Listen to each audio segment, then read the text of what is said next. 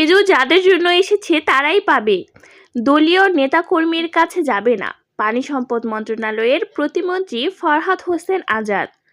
খেজুর যাদের জন্য এসেছে তারাই পাবে, কোনো দলীয় নেতাকর্মীর কাছে যাবে না বলে মন্তব্য করেছেন পানি সম্পদ মন্ত্রণালয়ের প্রতিমন্ত্রী ও পঞ্চগড় ২ আসনের সংসদ সদস্য ফরহাদ হোসেন আজাদ। উপজেলা প্রশাসনের আয়োজনে সৌদি আরব থেকে উপহার হিসেবে আসা বরাদ্দের খেজুর উপজেলার ৫৩টি মাদ্রাসা ও এতিমখানায় খেজুর বিতরণ অনুষ্ঠানে তিনি একথা বলেন। তিনি আরও বলেন, এসব খেজুর আসে মাদ্রাসার অসহায় এতিম শিশুদের জন্য, তাই শুধুমাত্র তারাই এ খেজুর পাবে।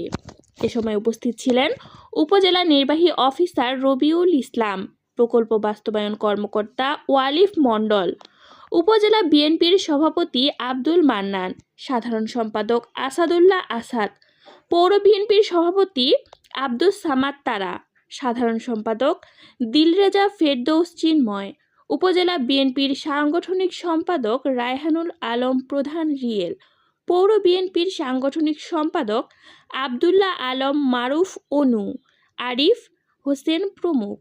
মাদ্রাসার মুহতামিম ও সভাপতি সম্পাদকের নিকট শিশুদের জন্য প্রদান করা হয়।